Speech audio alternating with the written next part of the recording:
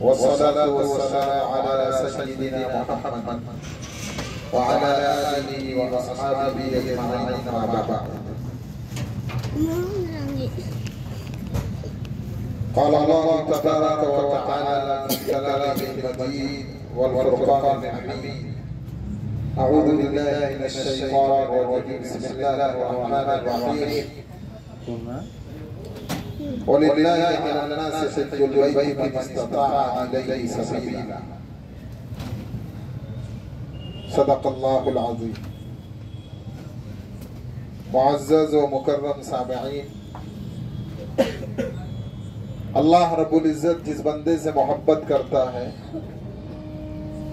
उसको अपना नाम लेने की तौफीक देता है,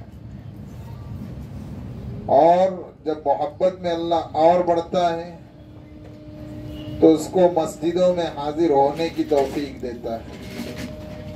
फिर अल्लाह ताला मोहब्बत में और ज्यादा बढ़ जाते हैं तो फिर उस बंदे को अपने घर बैतुल्लाह पर हाजिरी की तौफीक देते हैं। चूंकि बैतुल्लाह शरीफ जाना चाहे हज की गर्जों से हो चाहे उम्रे की गर्जों से हो, ये बहुत ही मुबारक, बहुत ही मुक़द्दस और वह बहुत ही मुतहर सफर है। और इस सफर के कदम कदम पर अल्लाह रब्बुल इज़्ज़त ने नेकियां रखी है, अजर रखा है, सवाब रखा है, और आखिरत के दर्जात की बुलंदी के एतबार से ये बहुत ही नायाब और अनमोल सफर है। Bluetooth mode. इसलिए जब हमें अल्लाह ताला ने तौफीक दी है Bluetooth इस mode. मुबारक सफर में हाजिरी की और अल्लाह ने हमें चुना है, तो हमारी ये जिम्मेदारी है कि हम Bluetooth mode. सीख कर इस सफर में जाएं। उम्रा बहुत ज्यादा मुश्किल अमल नहीं है, उसमें सिर्फ Bluetooth mode. दो चीजें फर्ज है, दो चीजें वाजिब है। Bluetooth mode. इन चार चीजों को संभालना है। Bluetooth mode. लेकिन अगर हम इसे कुछ तफसील के साथ सुनेंगे, Bluetooth mode. अल्लाह के नबी अलैहिस्सलाम के तरीके को अपनाते हुए अगर ये हम अमल करेंगे Bluetooth mode. तो इसका अजर व सवाब और ज्यादा बढ़ जाएगा। Bluetooth mode. अल्लाह के नबी सल्लल्लाहु अलैहि वसल्लम Bluetooth mode. सफर का आगाज और सफर का इख्तिताम दोनों भी काम अल्लाह के नबी अलैहिस्सलाम मस्जिद से शुरू करते हैं। अल्लाह के नबी अलैहिस्सलाम को चाहे सफर हज करना हो, सफर उम्रा करना हो या कोई भी दूसरा काम करना हो, अल्लाह के नबी अलैहिस्सलाम उस सफर की इब्तिदा मस्जिद से करते थे। इसलिए मर्दों के लिए सुन्नत तरीका ये है कि हम घर के अंदर वजू करके 2 रकात नफल पढ़ लें निकलने से पहले, और 2 रकात नफल पढ़ने में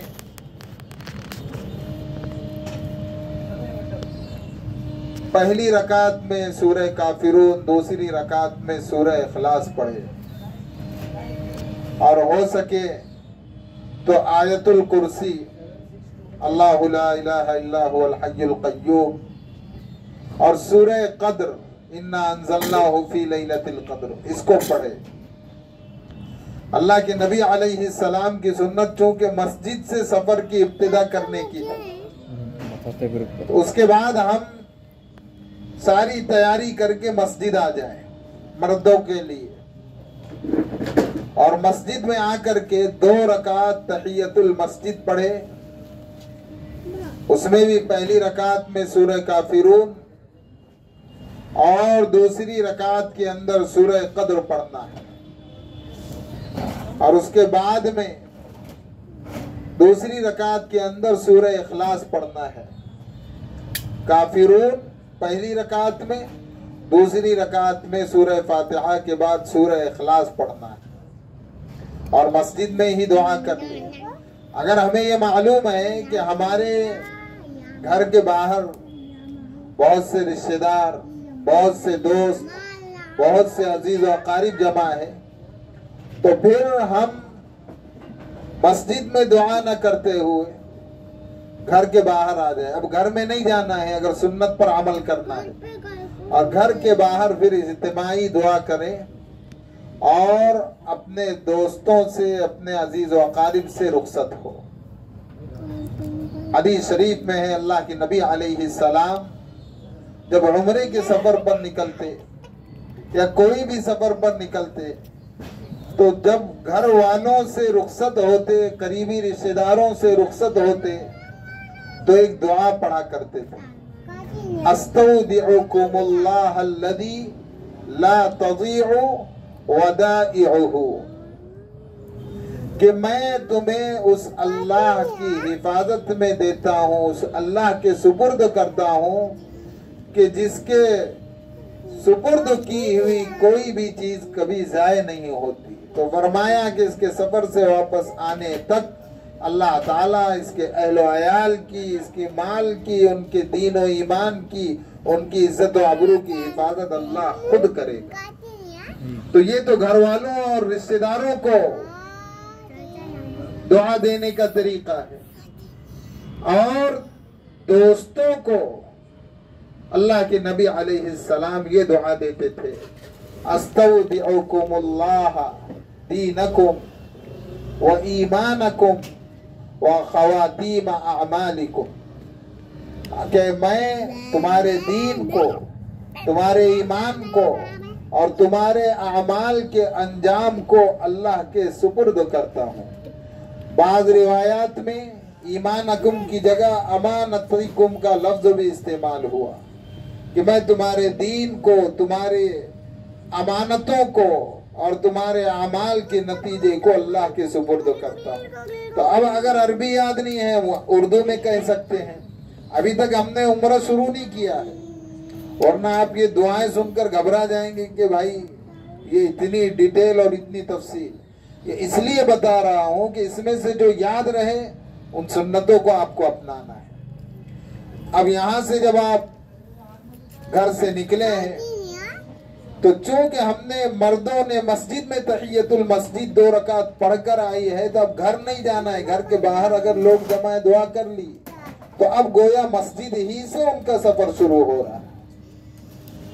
तो सवारी पर जब सवार होने लगे, तो अल्लाह के नबी अलैहिस्सलाम की 7 सुन्नतें थी।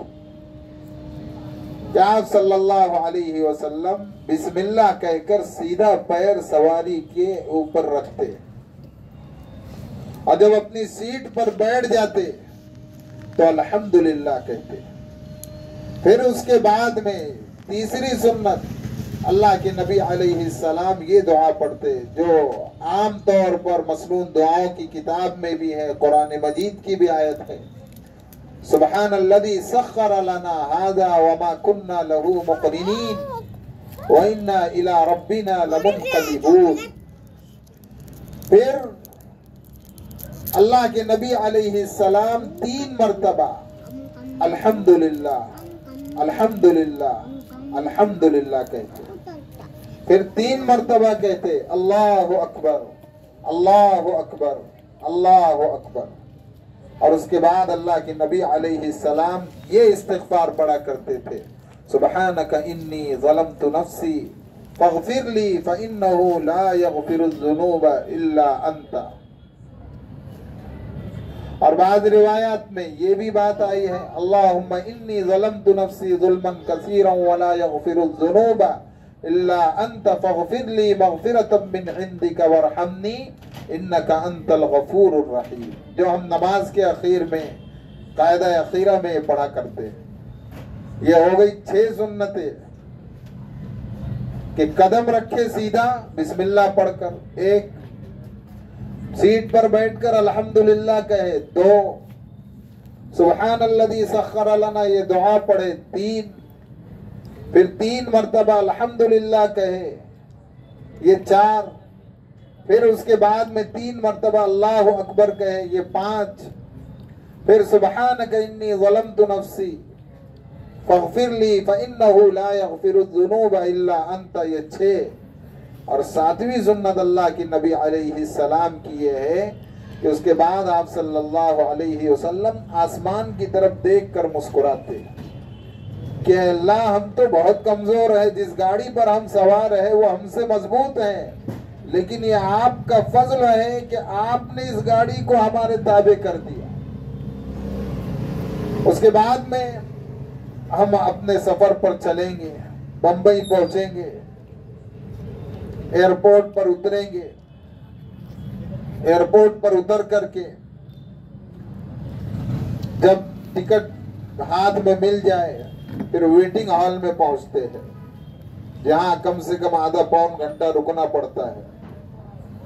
अल्लाह के नबी अलैहि सलाम की सुन्नत तो यही है कि आप सल्लल्लाहु अलैहि वसल्लम घर ही से गुस्ल करके एहराम बांधा करते थे, लेकिन चूंकि एहराम की जो बारीक बारीक पाबंदियां हैं कि एहराम की हालत में बहुत सी वो चीजें कि जिनके सादिर हो जाने के बाद में बाज मर्तबा सदका, बाज मर्तबा दम वाजिब आ जाता है, उनसे बचने के लिए चूंकि हमारा सफर लंबा है तो हम घर से एहराम नहीं बांधते, वरना आप सल्लल्लाहु अलैहि वसल्लम की सुन्नत यह है कि गुस्ल करते थे और घर ही से एहराम बांधकर निकलते थे। तो अब हम एयरपोर्ट पर जाएंगे तो वहां पर गुस्लों का मौका नहीं है, ना वहां गुस्लों का इंतजाम है। बंबई में जो वेटिंग हॉल है वहां एक जानिब में वुजू का इंतजाम है, तो हम कम से कम इतना करें कि घर से गुस्ल कर लें और नाखूनों को अच्छी तरह तराश ले, बालों को अच्छी तरह से काट ले, बगल जेर नाफ और सर के बाल को कम कर ले। उसके बाद में हम वहां जब पहुंचेंगे बंबई में तो वेटिंग हॉल में वुजू का इंतजाम है। वहां वुजू करके अब हमें एहराम की 2 चादरें लेना है और एहराम बांधना है। वो बताऊं मौलाना एहराम लाओ तो थोड़ा बता देता हूँ जो मस्जिद की लोग। औरतों का एहराम अलग है, वो तफसील में अलग बताऊंगा कि मर्दों को एहराम किस तरह बांधना है।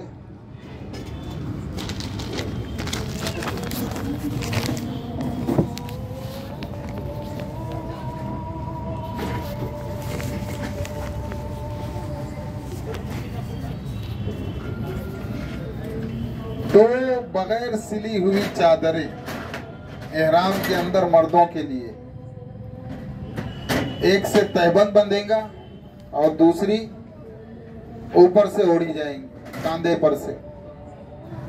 अगर किसी शख्स को ये उज़्र है या उसे कोई बीमारी या मर्ज है या तकलीफ है कि जिसकी वजह से उसे डर है कि सदर खुल सकता है, तो फुक़हा ने यह मसला बयान किया है कि तहबंद वाले एहराम की चादर को बीच में से सिल सकता है, ये इजाजत है। तो ये एहराम का कपड़ा है, इसके बांधने का जो मसनून तरीका और जो सबसे ज्यादा महफूज तरीका है वो इस तरह है मर्दों के लिए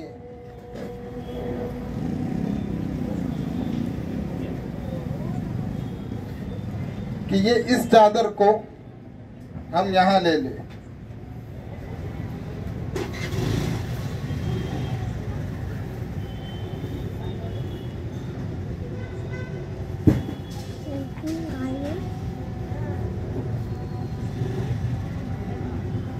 यानी ये बाएं जानिब की उल्टी जानिब की चादर को हमने अंदर कर लिया और ये ऊपर वाली चादर को हमने बाहर निकाल लिया।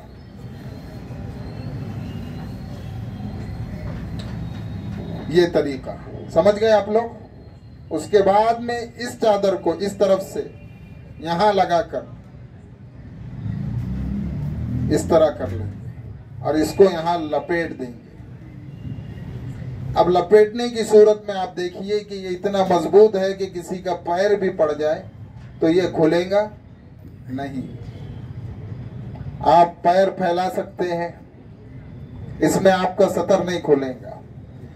इसके साथ एक बेल्ट आता है, तो हम ये भी कर सकते हैं कि जब इस तरह हमने उसको कर लिया है तो यहां पर बेल्ट बांधकर इस चादर को ऊपर से बेल्ट के साथ खोस दे। ये एहराम। दूसरी जो चादर है एहराम की,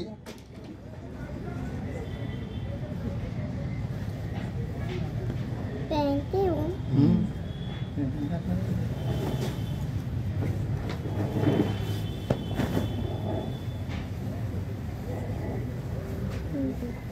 ये इस तरह, यानी इस तरह कांधे पर से ओढ़कर उसको बाएं जानिब के कांधे पर डाल लेंगे। ये हो गया एहराम।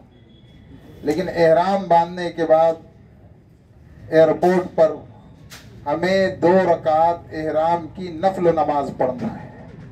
अल्लाह के नबी अलैहिस्सलाम एहराम बांधते थे, घर से गुस्ल करके वहीं नमाज पढ़ लेते थे एहराम बांधकर। और नियत का मामला इख्तियारी है मीकात पर।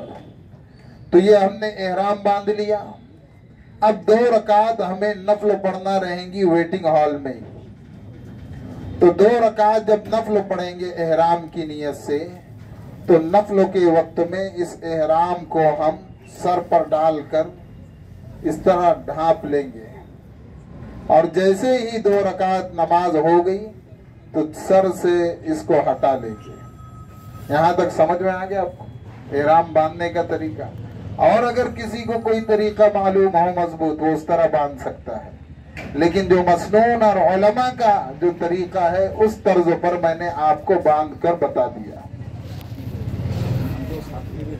और इंशाअल्लाह मैं भी आपके साथ कदम कदम पर, अल्लाह जिंदगी दे तो साथ रहूंगा।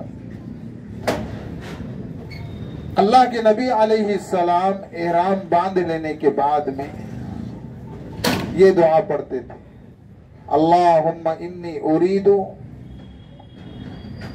उरीदुल उम्रता फयस्सिरहा ली व तक़ब्बलहा मिन्नी। कि अल्लाह मैं उम्रे की नियत करता हूँ, आप उसे मेरे लिए आसान कर दीजिए और उसे कबूल कर लीजिए। अगर आपको अरबी में नहीं आती, उर्दू में आप बोल लें कि अल्लाह मैं उम्रे की नियत करता हूँ, उसे आप मेरे लिए आसान कर दीजिए और कबूल कर लीजिए। औरतों के लिए एहराम 2 चीज है। एक तो ये कि सर के बालों का छुपाना, और दूसरे चेहरे को खुला रखना। ये औरतों के लिए 2 एहराम है कि बालों को अच्छी तरह बांध ले और चेहरे को खुला रखना। लेकिन चेहरे का पर्दा करना भी शरीयत में फर्ज है। तो उलमा और फुकाहा ने मसला बताया है कि सर पर रखने के लिए एक हेट आती है, क्या उसे हम पहन ले और उसके ऊपर से हम क्या कहते हैं उसको, नकाब लगा ले, पतला कपड़ा लगा ले, ताकि वो चेहरे को छुए भी नहीं और पर्दा भी हो जाए और किसी भी किस्म की गलती से महफूज रहे। यहां तक के बाद एहराम की हुई। उसके बाद अल्लाह के नबी अलैहिस्सलाम 3 मर्तबा कहते थे, लब्बैक अल्लाहुम्मा लब्बैक, लब्बैक ला शरीक लक लब्बैक, इन्नल हम्द वन निअमत लक वल मुल्क ला शरीक लक। लेकिन हदीस शरीफ में है कि जैसे ही हमने दुआ पढ़ी, अल्लाहुम्मा इन्नी उरीदुल उम्रा फयस्सिरहा ली व तक़ब्बलहा मिन्नी, तो अभी एहराम में नहीं आए। हम लोग समझते हैं कि चादर लपेटना एहराम है, चादर उतार देना एहराम है। एहराम दर हकीकत इस दुआ से शुरू हो रहा है। तो जैसे ही 3 मरतबा लब्बैक पढ़ लेंगे एहराम की पाबंदियां शुरू हो जाएगी। तो अब आप लोगों की आसानी के लिए मैं बात कहूंगा कि हम जब बंबई में 2 रकात नफल पढ़ ले और चादर बांध भी ले तो उसके बाद कोशिश ये करें कि जहाज में सवार हो जाए और मीकात से पहले पहले तो तकरीबन जिद्दा से आधा घंटा पहले यलमलम नामी मीकात अहले हिंदुस्तान वालों के लिए आती। तो जब हमारा जहाज 2 घंटा उड़ान भर चुके तो उस वक्त हम ये दुआ पढ़ लें। अगर हमको अपने ऊपर यकीन है कि हम भूलेंगे नहीं, ये इसलिए रुख्सत दी जा रही है ताकि 2 घंटा पहले से एहराम की पाबंदियां ना आ जाए। अगर ये यकीन है कि भूल सकते हैं तो फिर बेहतर ये है कि बंबई ही में जब एहराम बांध लें तो ये नियत कर ले, अल्लाहुम्मा इन्नी उरीदुल उम्रता फयस्सिरहा ली व तक़ब्बलहा मिन्नी। ऐ अल्लाह मैं उम्रे की नियत करता हूँ, उसको मेरे लिए आसान फरमा, उसको कबूल फरमा। और उसके बाद 3 मरतबा लब्बैक अल्लाहुम्मा लब्बैक ला शरीक लक लब्बैक इन्नल हम्द वन निअमत लक वल मुल्क ला शरीक लक। जैसे ही 3 मरतबा ये तलबिया पढ़ लिए तो अब हम एहराम में आ गए और यहां से एहराम की पाबंदियां शुरू। अल्लाह के नबी अलैहिस्सलाम तलबिया पढ़ने के बाद एक दुआ पढ़ते थे, अल्लाहुम्मा इन्ना नस्अलुका रिज़ाका वल जन्नह व नऊज़ु बिका मिन सख़तिका व ग़ज़बिका व इक़ाबिका वन नार। ये अल्लाह के नबी अलैहिस्सलाम का मसनून तरीका है दुआ के अंदर।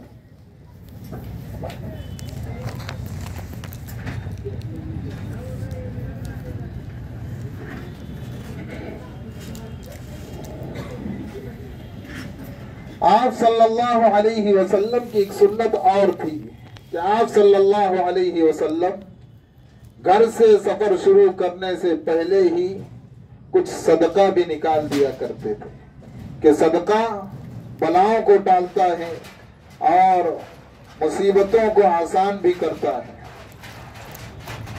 जब हम एहराम बांधे तो इस बात का ख्याल रखिए कि एहराम बांधने के बाद 2 रकात जो नफल हम पढ़ेंगे वेटिंग हॉल में बंबई के अंदर तो वो मकरू वक्त ना हो, इसलिए कि मकरू वक्तों में सिवाय नमाज जनाजा और सजदे तिलावत के कोई भी नमाज जायज नहीं है।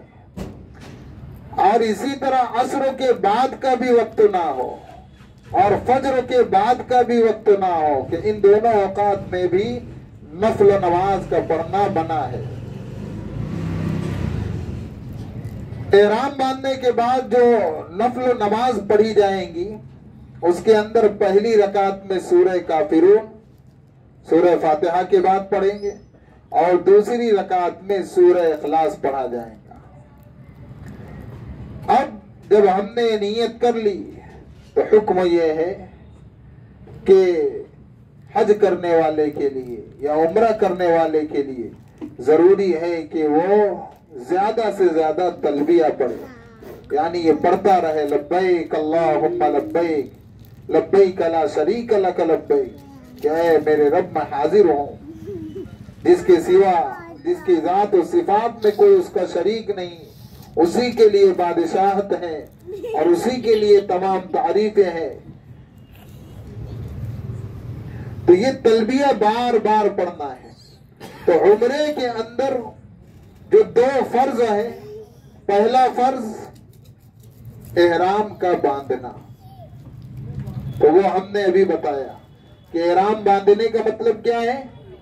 एहराम की चादरें ओढ़कर पहनकर उसके बाद में दुआ पढ़ ली और जैसे ही 3 मरतबा तलबिया पढ़ा, ये पहला फर्ज हो गया। अब यहां से सारी एहराम की पाबंदियां लागू हो जाती हैं। तो इस सिलसिले में जो चंद अहम तरीन मसाइल है वो आप सुन ले, इसलिए कि उमूमी तौर पर ये गलतियां होती हैं। इसलिए हुक्म ये है कि आदमी सफर पर निकलने से पहले ही अपने नाखूनों को काट ले। इसलिए कि एहराम की हालत में अगर किसी ने एक नाखून काटा तो उसके ऊपर एक सदक़े कामिल वाजिब होता है। सदक़े कामिल 1.25 सेर गेहूं, यानी जो हम फितरा अदा करते हैं 2 किलो पकड़ लेते हैं मोटा मोटा, तो इतना सदका करना एक नाखून काटने पर। अगर किसी ने 2 नाखून काटा तो उसके ऊपर 2 सदक़े कामिल वाजिब, 3 काटा तो 3 सदक़े कामिल वाजिब, और अगर 4 काटा तो 4 सदक़े कामिल वाजिब। और जैसे ही 5वां काटेगा तो मसला ये है कि अब उस पर दम वाजिब हो जाएगा। अगर किसी शख्सों ने एक ही मजलिस में दोनों हाथों और दोनों पैरों के नाखून काट लिया तो कहा कि एक ही मजलिस में काटा है, इसलिए एक दम यानी एक कुर्बानी वाजिब है। दम का मतलब कुर्बानी वाजिब हो। और अगर किसी शख्सों ने एक हाथ के 4 नाखून काटे, दूसरे हाथ के 4 नाखून काटे, एक पैर के 4 नाखून काटे, दूसरे पैर के 4 नाखून काटे, तो कितने हो गए? 16। फरमाया कि 16 सदके उसके ऊपर वाजिब हो गए। और जैसे ही 5वां काट लिया तो अब एकदम वाजिब। दूसरे हाथ का 5वां काट लिया, 2 दम वाजिब। अगर अलग अलग मजलिसों में अगर उसने 5 5 5 5 काटे हैं तो 4 मजलिसें हुई, 4 दम वाजिब हो गए। इसलिए हुक्म क्या है कि एहराम से के पहनने से पहले ही, एहराम की नियत से पहले ही आदमी अपने नाखूनों को काट ले। फिर हुक्म यह है कि बगल और जेर नाफ के बालों को भी काट ले और इसी तरह सर के बालों को भी कम कर ले। इसलिए कि अगर किसी ने जानबूझकर एहराम की हालत में एक बाल निकाला, बदन के किसी भी हिस्से का हो, तो उसको एक मुश्त गेहूं सदका करना है। और अगर 3 या 3 से ज्यादा बाल निकाले जानबूझकर, तो फरमाया कि अब उसके ऊपर सदक़े कामिल वाजिब होगा, यानी मुकम्मल एक सदका देना पड़ेगा। और अगर जानबूझकर नहीं निकाला है, बल्कि खुद ब खुद किसी को बाल झड़ने की बीमारी होती है या किसी के बाल झड़ते हैं, तो फरमाया कि अगर खुद ब खुद बाल टूट जाए, आदमी आमतौर पर वजू करता है, मसा करता है, सर का दाढ़ी का खिलाल करता है, तो अगर 3 बाल टूटे हैं खुद ब खुद, या वो सोया हुआ है, अब सोकर जब वो उठा, उसने बिस्तर पर देखा तो उस पर उसे बाल नजर आते, तो फरमाया कि 3 बाल के ऊपर एक मुश्त गेहूं सदका करना है। इसी तरह खुशबू का इस्तेमाल मना है। एहराम की हालत में अगर किसी ने छोटे अज़ों पर खुशबू लगा ली, उंगली के पोर पर या नाक के ऊपर या कानों के ऊपर, तो फरमाया कि वो लगाकर फौरन धो भी ले तो एक सदक़े कामिल उस पर वाजिब होगा।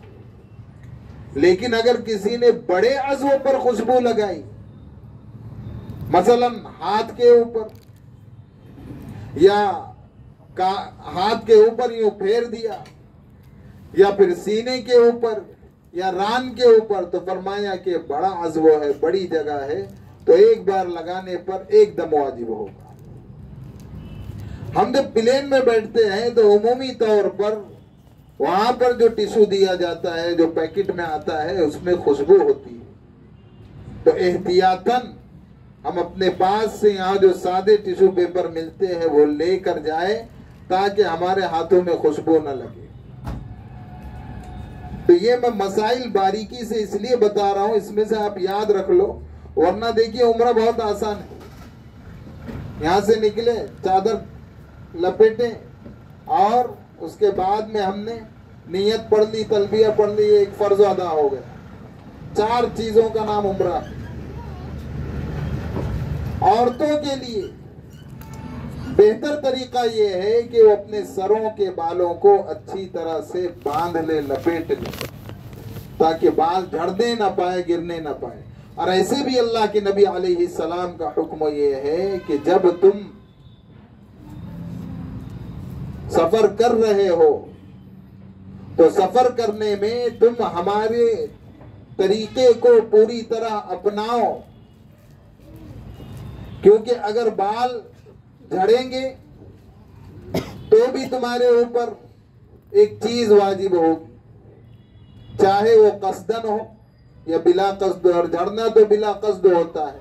अल्लाह के नबी अलैहि सलाम का हुक्म ये है कि तुम अगर सफर उम्रे पर हो या हज पर हो तो वहां जाकर भी सदका निकालते रहो, कि पता नहीं बाल झड़ गए हो या नासमझी में कुछ हो गया हो, तो वहां पर जाकर हम सदका निकालने का एहतिमाम करें। और इस तरह से हम तलबिया पढ़ते हुए जब जिद्दा पहुंचेंगे, फिर जिद्दा से मक्कतुल मुकर्रमा में जाएंगे, तो चूंकि एहराम की पाबंदियां हैं, मर्दों के लिए पैर की ये उभरी हुई जो हड्डी रहती है, यानी टखने से ऊपर, अंगूठे से ऊपर, अब आप जब आएंगे तो हम जब स्लीपर पहनते हैं तो वो उसका पट्टा जहां पर आता है उसके थोड़े ऊपर जो उभरी हुई हड्डी है, फरमाया कि इसको अगर 1 घंटा ढांक लिया,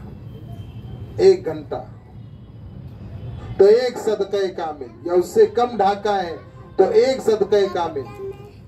और अगर 12 घंटे या उससे ज्यादा अगर ढाकी रह गई, चाहे वो औरतों का चेहरा हो जिस पर कपड़ा आ जाए, वो कैप पहनने के बाद वो कैफियत नहीं रहती, तो फरमाया कि 12 घंटे अगर गुजर गए या उससे ज्यादा गुजर गए तो दम वाजिब। हाँ, मर्दों के लिए एक सहूलत अल्लाह ने पैदा की कि अगर हम होटल में गए, एहराम की हालत में है और हमने अपने पैरों को ढाक लिया, उसमें ये उभरी हुई हड्डी भी ढक गई, तो वहां रुख्सत है कि वहां पर कोई चीज वाजिब नहीं हो। लेकिन हमने कोई ऐसा जूता या चप्पल पहन लिया कि जिससे वो उभरी हुई हड्डी छूट जाती है, तो अगर 12 घंटे से कम का वक्त गुजरा है तो उस वक्त तो सदक़े कामिल होगा, लेकिन 12 घंटे या उससे ज्यादा गुजर जाए तो पूरा दम देना होगा। तो सोने के लिए पैर ढांक सकते हैं, वही जो चादर होती। दूसरी चीज, कांधे से ऊपर चेहरा और सर खुला रखना है मर्दों को एहराम की हालत में, इसलिए अभी से प्रैक्टिस कर लें। लेकिन उलमा ने कहा है कि हम घर ही में इत्मीनान से अच्छी तरह से आराम करके निकले, और हमारी कोशिश ये हो कि हम जब मक्कतुल मुकर्रमा पहुंचे तो सबसे पहले उम्रे से फारिग हो जाए, ताकि ये एहराम उतर जाएगा तो पाबंदियां हट जाएगी। तो अगर अल्लाह ने तबीयत अच्छी रखी है, सेहत अच्छी रखी है, तो होटल पे जाने के बाद में वहां से सबसे पहले काम हमारा ये हो कि हम मस्जिद हराम में जाकर उम्रे की अदायगी में लग जाए, ताकि हम एहराम से फ्री हो जाए। इसी तरह एहराम की हालत में मियां बीवी का किसी भी तरह से आपस में इंतफा करना भी मना है। अब जब हम मस्जिद हराम की तरफ जाएंगे तो निगाहों को नीची रखना है, निगाह हमारी नीची रहे, ताकि काबतुल्लाह पर जब हमारी निगाह पड़े तो मसनून तरीके के मुताबिक निगाह पड़े, और उस वक्त अल्लाह ताला दुआएं कबूल करता है। तो गेट नंबर 1 बाब मलिक अब्दुल अजीज, जिसे हम लोग मक्का टावर भी कहते हैं, अगर अल्लाह ने वहां से जाने का मौका दिया तो मसनून तरीका यह है कि उस तरफ से जाए, लेकिन निगाह नीची रखते हुए जाए। जैसे ही उस गेट में दाखिल होंगे मस्जिद हराम शुरू हो चुकी है। तो जिस तरह दूसरी मस्जिदों में हम दाखिल होने का मसनून तरीका अपनाते हैं, बिस्मिल्लाहि वस्सलातु वस्सलामु अला रसूलिल्लाह, अल्लाहुम्मा अफ्तह ली अबवाब रहमतिक, मस्जिद में दाखिल होने की दुआ पढ़ ले।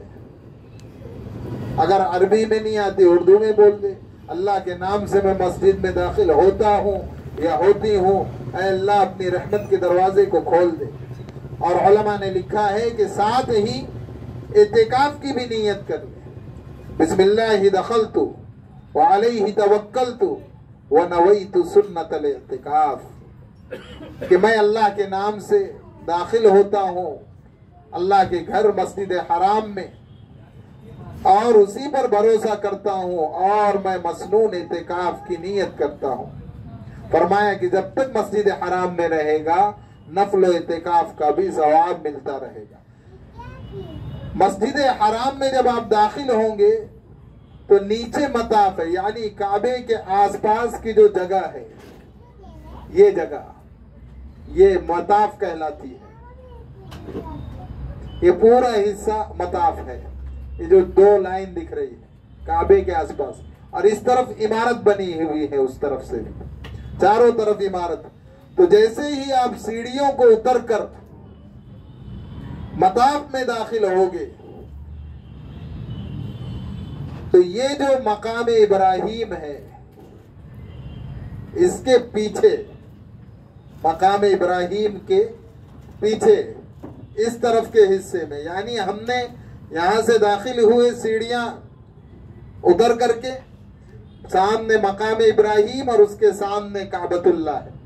तो पहले यहां पर एक कमान बनी हुई थी, एक कमान बनी हुई थी जिसको बाबुस सलाम कहा जाता था।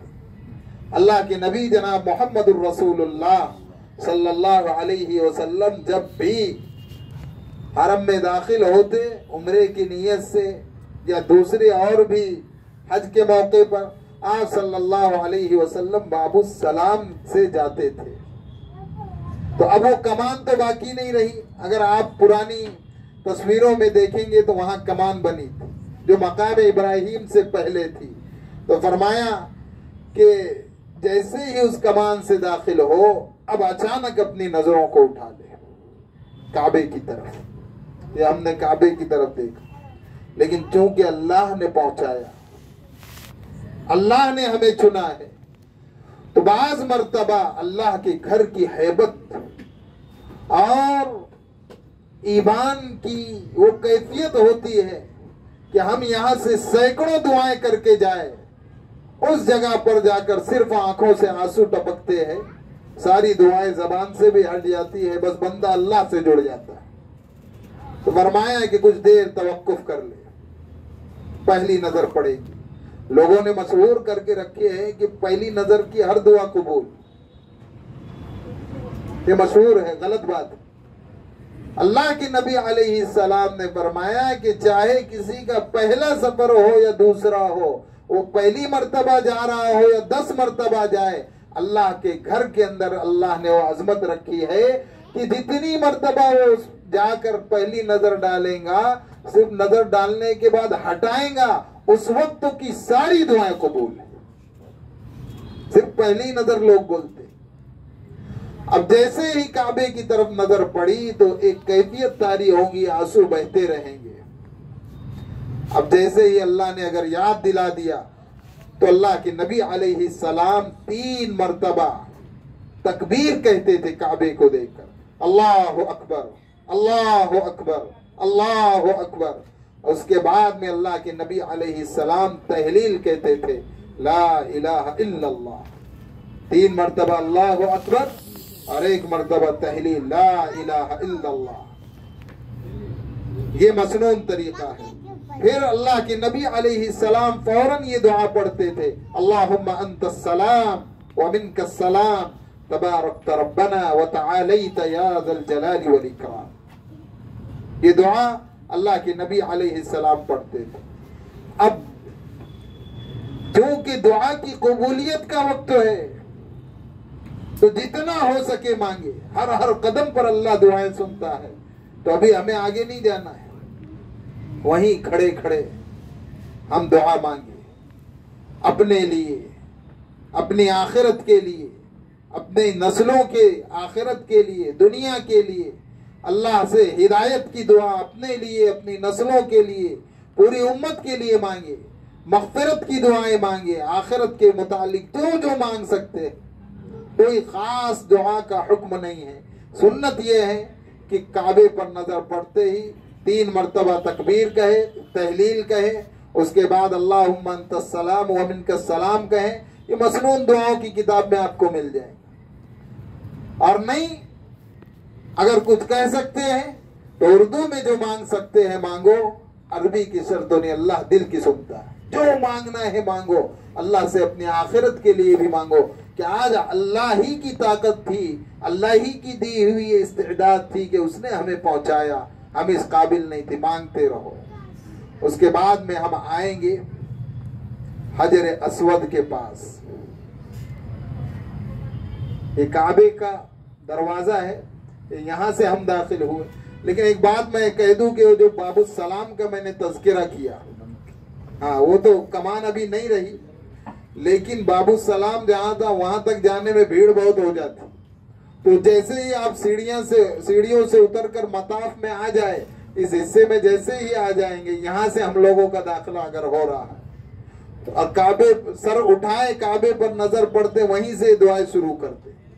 क्योंकि बाबू सलाम तक जाने के बाद में हम इतनी दुआ नहीं मांग सकेंगे, क्योंकि तवाफ वालों का रश वहां पर रहता है। तो यहीं इस बार दुआ मांग ले। उसके बाद में अब हमें दूसरा फर्ज अदा करने के लिए आना है। और दूसरा फर्ज क्या है? उम्रे के अंदर पहला फर्ज तो नियत कर ली एहराम की, बीच में मैंने इतने सारे मसाइल आपको बताए। दूसरा फर्ज अदा करने के लिए आना है हजर अस्वद के पास। ये हजर अस्वद, हम यहां से आए, काबतुल्लाह के दरवाजे को लगकर ये जो कोना है, इसे रुकन हिंदी भी कहा जाता है कि इसका जो रुख है ये हिंदुस्तान की तरफ। ये जो कोना है इसे रुकन इराकी कहा जाता है कि इस तरफ जो है रुकन इराकी है, इराक है। और ये हिस्सा हतीम का है, रुकन इराकी से रुकन शामी तक उस तरफ जो कोना है।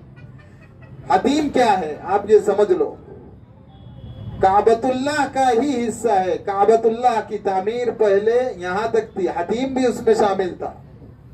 लेकिन अल्लाह के नबी अलैहिस्सलाम ने जब काबे की तामीर करना चाही तो जो हलाल रकम जमा हुई थी उसमें इतनी ही तामीर हुई, चौकोन।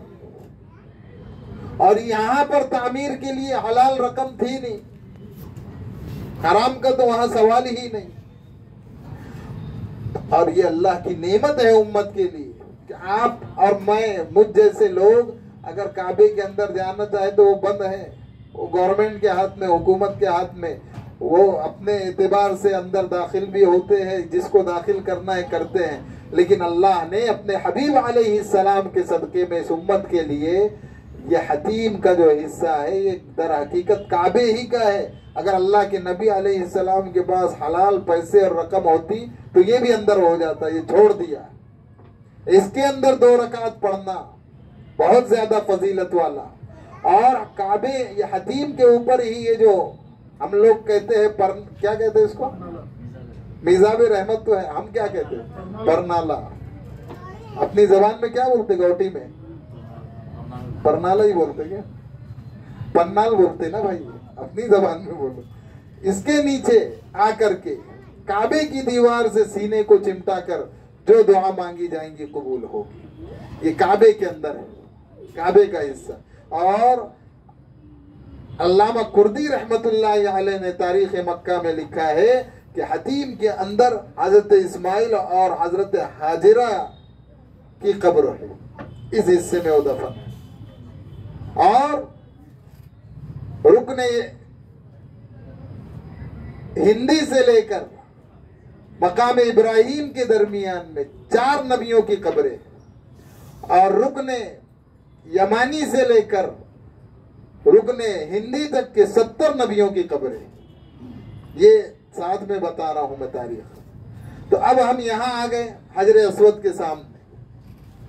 तो हजर अस्वद के सामने आने के बाद में मसनून तरीका ये है, हमने दुआएं कर ली,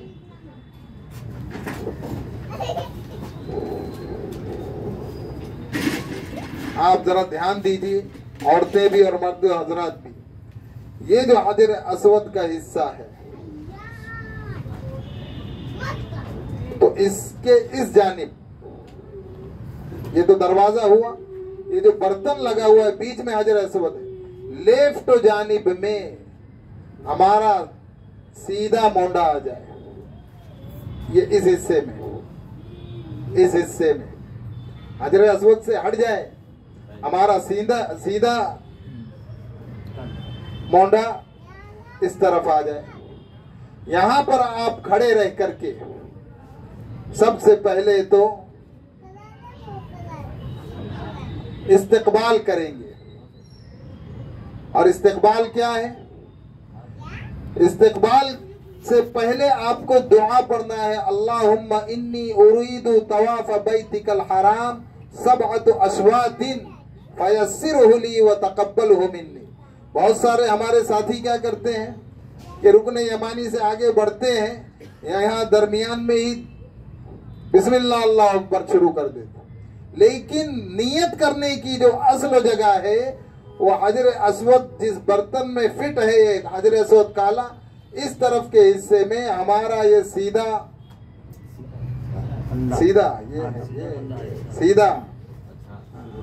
दंड इसके मुकाबिल में आ जाए और आप दुआ पढ़ेंगे। अरबी याद है तो ठीक, नहीं तो उर्दू में बोल दो, अल्लाह मैं उम्रे के तवाफ की नियत करती हूँ, 7 चक्कर या करता हूँ, इसे मेरे लिए आसान फरमा और इसे कबूल फरमा।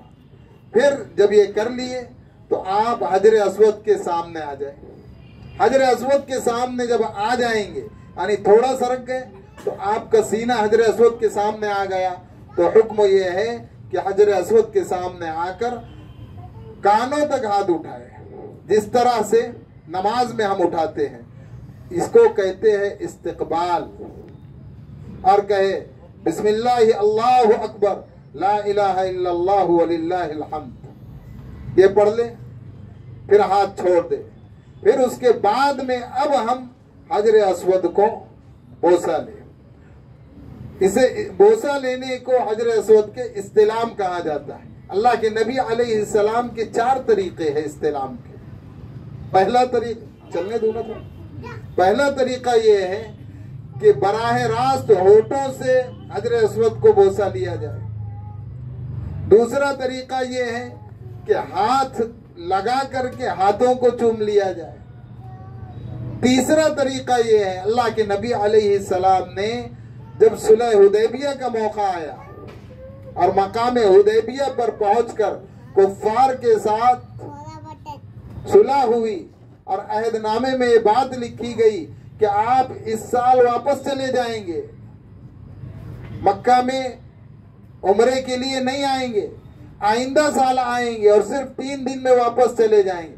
तो उसके अगले साल जब अल्लाह के नबी अलैहिस्सलाम आए और मस्जिद हराम में दाखिल हुए, तो मताफ में दाखिल जब हुए तो अल्लाह के नबी अलैहिस्सलाम ऊँटनी पर सवार थे। ऊँटनी पर सवार होने की वजह से जब हजर अस्वद के पास आए अल्लाह के नबी अलैहिस्सलाम, तो आप सल्लल्लाहु अलैहि वसल्लम अपने साथ असा रखते थे, असा रखना सुन्नत है, तो उस असे को हजर अस्वद से यूं टच किया और उसको चूमा। ये तीसरा तरीका हुआ। और चौथा तरीका ये है कि ना हम मुंह से चूम सकते हैं, ना हाथ लगाकर हाथ को बोसा दे सकते हैं, ना असे से कर सकते हैं, और हमें ये चौथा ही तरीका वहां अपनाना है कि दूर से हजर अस्वद के सामने इस तरह हाथ करें और उसे चूम ले। जो शख्स एहराम में है, एहराम की हालत में बहुत से लोग हजर अस्वद पर आते हैं और बड़ी कीमती खुशबू हुकूमत की जानिब से उस पर लगाई जाती। ये वो पत्थर है, अल्लाह के नबी अलैहिस्सलाम ने फरमाया कि जन्नत से उतारा हुआ पत्थर है, और अल्लाह के नबी अलैहिस्सलाम ने फरमाया कि पत्थर दूध से ज्यादा सफेद था। बाद रिवायात में है चांदी से ज्यादा सफेद और चमकदार था, लेकिन इब्ने आदम के गुनाहों ने उसे सिया कर दिया। कि इस पत्थर में खुसूसियत ये है कि जब इसे बोसा लिया जाए, चूमा जाए, तो ये इंसान के गुनाहों को चूसता है। और इस पत्थर के अंदर का जो हिस्सा है वो आज भी उसी तरह चमकदार और सफेद है। ये बाहर का हिस्सा इस तरह रखा गया है कि लोग उसको बोसा ले सके। तो ये अल्लाह के नबी अलैहिस्सलाम की हदीस है, ये बहुत कीमती पत्थर है। तो अब ये 4 तरीके, तो पहला तो एहराम की हालत में अपनाना नहीं है, दूसरा भी नहीं अपनाना है, ना होठों से बोसा लेना है, ना हाथों से बोसा लेना, इसलिए कि खुशबू रहती है। एहराम की हालत में अगर खुशबू लग गई तो दम वाजिब होगा, क्योंकि हाथ का लगना ये बड़ा अज़्व है। और असे का मामला भी वहां नहीं चलेंगे, बहुत भीड़ रहती है। तो चौथा ही तरीका हमें अपनाना है। अब हम हजरे अस्वद पर इस्तिलाम कर लिए, पहली नीयत, दूसरा कानों तक हाथ उठाकर इस्तकबाल, और उसी वक्त ला बिस्मिल्लाह अल्लाहु अकबर ला इलाहा इल्लल्लाह वलिल्लाहिल हम्द पढ़ लेना है, हाथ छोड़ना है, और फिर अब हजरे अस्वद को बोसा ले लिए। मर्दों के लिए तवाफ़े उमरा और हज में हर वो तवाफ जिसके बाद सफा मरवा की सई आने वाली है, 2 काम और सुन्नत है। एक है इज्तिबा, दूसरे है रमल। इज्तिबा मतलब क्या? इज्तिबा मतलब ये कि ये एहराम के जो ऊपर की चादर है उसको दाएं बगल के नीचे से निकालकर बाएं जानिब डाल देना, और इस तरह से ये कांधा खुला रहे। अब हम हजरे अस्वद से नियत इस्तकबाल इस्तिलाम किए, हमने अपने एहराम को दाएं जानिब के बगल से निकालकर बाएं जानिब डालकर दाएं कांधे को खुला रख दिया। अब हमें इस तरफ से आगे बढ़ना है। अल्लाह के नबी अलैहिस्सलाम हर वो तवाफ जिसके बाद सफा मरवा की सही है उसके अंदर, यानी उम्रे का, हज का तवाफ, उसके अंदर अल्लाह के नबी अलैहिस्सलाम 7 चक्कर में इज्तिबा करते थे, यानी कांधा खुला रखते थे, और पहले 3 चक्कर में रमल करते थे। रमल का मतलब क्या? रमल के का अरबी मतलब ये है कि छोटे छोटे कदम रखना, सीने को अकड़ा लेना और हल्की फुर्तीली अंदाज में चलना है। दौड़ना नहीं है। बहुत से लोग दौड़ते हैं, दौड़ने की कोशिश करते हैं, लेकिन वहां इतनी भीड़ होती है कि आदमी दौड़ नहीं सकता है। तो तरीका जो है ये इस तरह अकड़ के आदमी, ये जो इस अंदाज में आगे बढ़ना है, भागने की बात नहीं है। तो फरमाया कि पहले 3 चक्कर में मर्दों के लिए रमल और 7 चक्कर में इज्तिबा करना सुन्नत है, औरतों के लिए ये बात नहीं। अगर कोई शख्स पहला चक्कर मुकम्मल करे और उसको याद आए कि मैंने तो रमल किया ही नहीं, अकड़ कर चला ही नहीं, इतनी भीड़ होती है कि ये इस तरह भी नहीं कर सकता है आदमी, तो बस ये ऐसा अंदाज अपना ले, अल्लाह नियतों को जानता है। अगर किसी ने पहले चक्कर में रमल भूल गया तो अब उसको ये नहीं करना है कि अब पहला शुरू करे, यानी दूसरे चक्कर से रमल कर। फरमाए कि दूसरे और तीसरे में रमल कर ले, पहला छोड़ दे। अगर कोई 2 में भूल गया, तीसरे में याद आया, अब तीसरे में रमल कर ले। और अगर कोई तीनों भूल गया और चौथे चक्कर में उसे याद आया कि रमल तो किया ही नहीं, फरमाया कि अब छोड़ दे, कोई बात नहीं, न कोई दम न सदका, वो सुन्नत है। अब अल्लाह के नबी अलैहिस्सलाम की सुन्नत ये है कि पहले 3 चक्करों में रमल करना सुन्नत, और बाकी के 4 चक्करों में अखीर के वहां पर रमल नहीं करना सुन्नत है। तो हमने रमल कर लिया, इस्तिबा किया। अब पहला चक्कर लगा करके हम आए रुकने यमानी के पास। यहां से हमने शुरू किया था, ये रुकने इराकी पर गए, यहां से आगे से बढ़ते हुए पीछे वाला जो कोना है रुकने शामी, वहां पर पहुंचे। और उसके बाद में रुकने यमानी आएगा। रुकने यमानी के ऊपर अल्लाह के नबी अलैहि सलाम की हदीस ये है कि उसको हाथों से छूना, हाथों से छूना, बिस्मिल्लाह अल्लाहु अकबर कहकर, ये सुन्नत है। इसका बड़ा अजर व सवाब है। लेकिन एक बात याद रखें कि जब हमने पहला चक्कर यहाँ शुरू किया था, इस्तिकबाल, नियत इस्तिकबाल और इस्तिलाम किया, तो फरमाया कि जब इस्तिलाम हो गया इस तरह हो करके, तो वहीं पर पैरों को उठाए बगैर पैरों को रगड़ते हुए इस तरफ का रुख कर ले। यानी काबे की तरफ हम आए थे, हमने नियत की, हजर अस्वद के पास खड़े होकर इस्तिकबाल किया, इस्तिलाम किया। अब जब हमें यूं तवाफ शुरू करना है तो पैरों को घसड़ते हुए इस तरह आए कि काबे की तरफ पैर उठे नहीं। इसलिए कि तवाफ के दौरान काबे की तरफ पैर उठाना या काबे की तरफ पैरों का रुख करना, सीने का रुख करना, ये मना है। और तवाफ के दौरान काबे को देखना ये मकरूह तहरीमी है, हराम के करीब करीब। हमारे बहुत से तवाफ करने वाले लोग तवाफ करते रहते हैं, लेकिन वो लोग तवाफ के दौरान काबे ही को देखते हैं। तवाफ के दौरान काबे को देखना ये मकरूह तहरीमी है, मतलब हराम के करीब करीब। आप तवाफ से फारिग हो जाओ, बैठ जाओ, इत्मीनान से काबे को देखो, दुआएं मांगो, लेकिन तवाफ के दौरान ये काम ना करें। तवाफ के दौरान कोई भी जरूरी दुआ नहीं है, कोई मुतअय्यन दुआ नहीं है। जिसको जो दुआ मांगना है वो दुआ मांगे। लेकिन हजरत आदम अलैहिस्सलाम के दुनिया में पैदा होने से 2000 साल पहले अल्लाह ने फरिश्तों से काबतुल्लाह को मक्का में इसी जगह पर बनवाया था।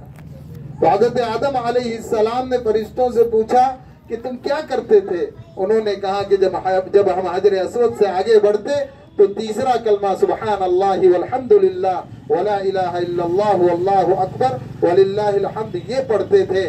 और जब रुकन यमानी पर पहुंचते, यानी हजर अस्वद से पहले वाला जो कोना है, वहां से रब्बना आतिना फिद दुनिया हसना व फिल आखिरति हसनतन व क़िना अज़ाबन नार व अदखिलनल जन्नत मअल अबरार या अजीज या गफ्फार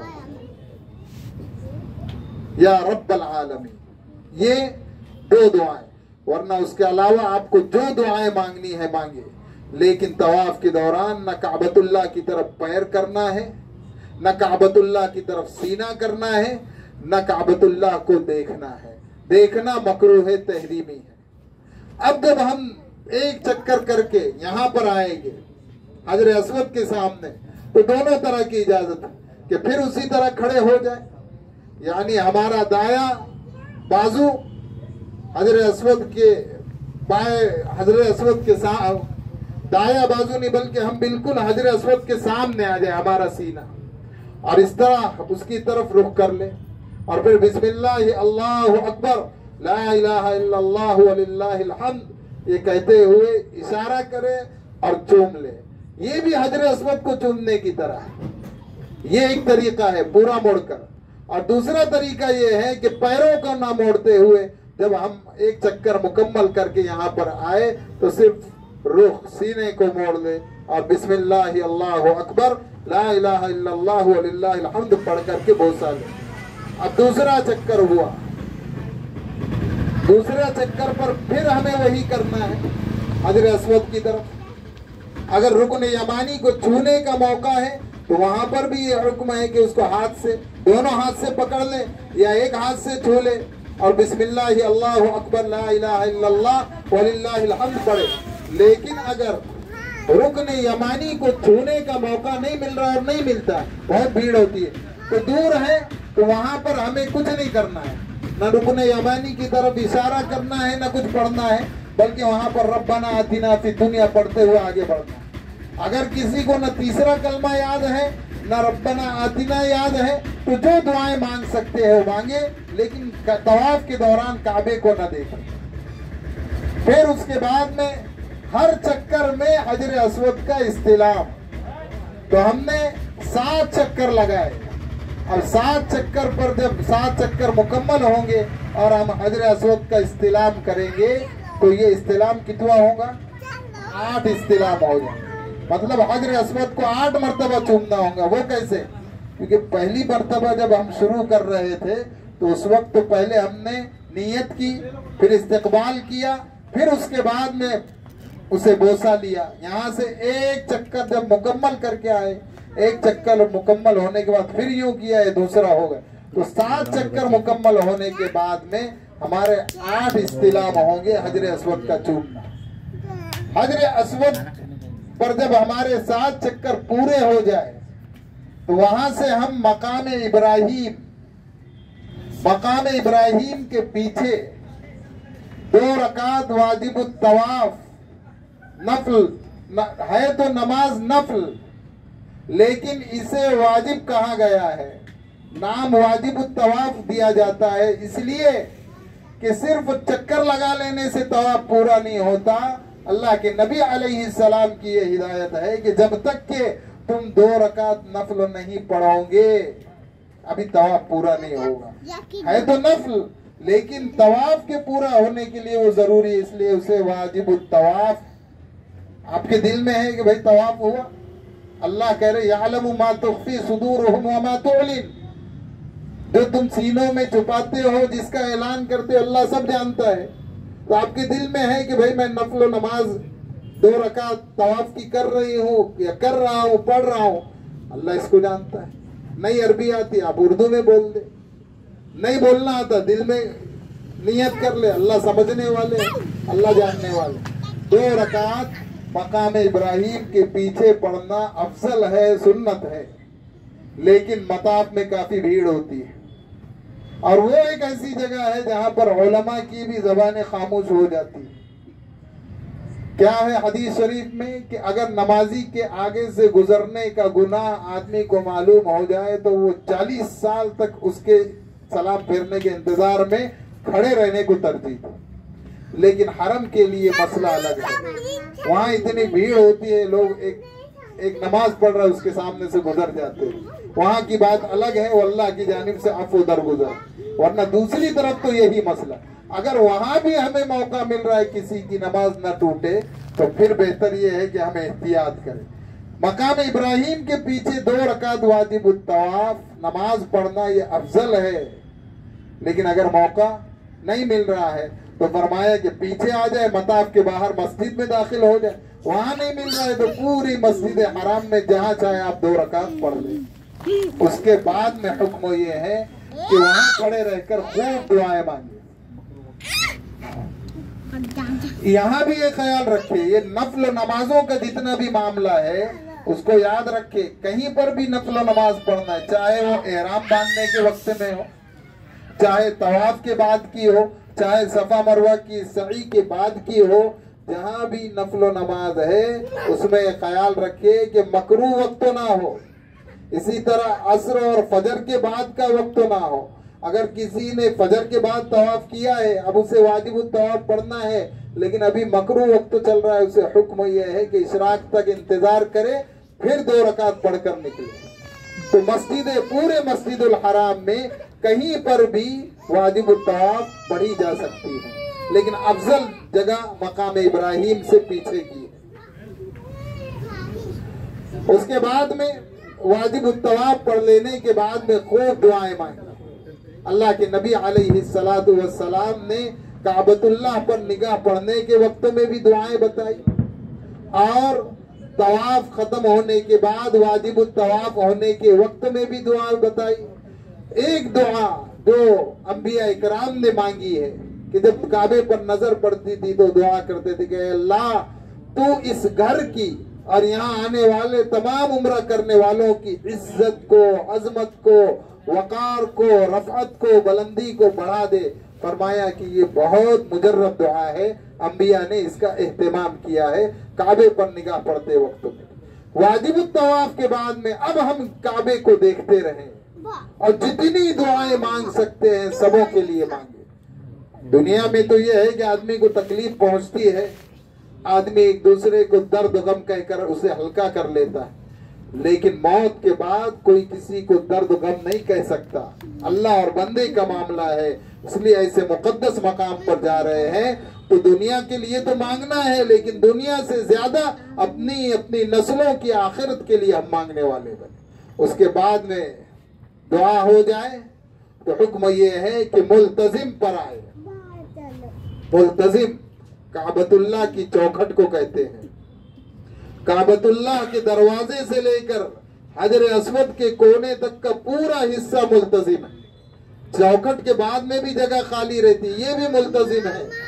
बड़े से बड़ा सख्त दिल, बड़े से बड़ा संग दिल, जिसके माँ बाप ये कह दे कि ये कभी रोता नहीं, चाहे उसकी माँ मर जाए ना रोए, लेकिन इस जगह पर आता है तो प्यारे आका जनाब मोहम्मद रसूलुल्लाह सल्लल्लाहु अलैहि वसल्लम ने फरमाया कि इस जगह पर काबतुल्लाह से चिमट कर रो, अल्लाह से मांगो। 70,000 फरिश्ते इस कोने से रुकने हिंदी से लेकर रुकने इराकी तक इस दीवार के पास 70,000 फरिश्ते आमीन कहते हैं बंदे की दुआ पर। मुकर्रर फरमाया कि सख्त दिल भी यहाँ आकर रोएगा, उसकी आंखों से आंसू जारी होंगे। अल्लाह के घर की हैबत और जलाल से अल्लाह के नबी अलैहिस्सलाम सहाबा कहते हैं हमने देखा आप सल्लल्लाहु अलैहि वसल्लम काबतुल्लाह के दरवाजे के नीचे गए। आप सल्लल्लाहु अलैहि वसल्लम ने अपने सीने को और जितना बदन का हिस्सा हो सकता था उसको काबतुल्लाह से चिमटा लिया मुल्तजिम से, और अपने हाथों को काबतुल्लाह के ऊपर फैला दिया। कभी दाएं रुखसार को रख कर रो रहे हैं, मांग रहे हैं, कभी बाएं रुखसार को काबतुल्लाह की दीवार पर टेक कर रो रहे हैं और रख करके मांग रहे हैं अल्लाह से। तो ये दुआ कबूलियत की जगह है। हम लोग हज में थे सन 2017 में, तो 23 दिन गुजर गए जुबैर भाई, और आखिरी दिन अब कल मदीना जाना था। सारे अरकान तो अदा हो गए। हमारी वालिदा जिंदा थी, मैंने उनसे कहा दुआ करो हजर अस्वद मिल जाए, भीड़ बहुत।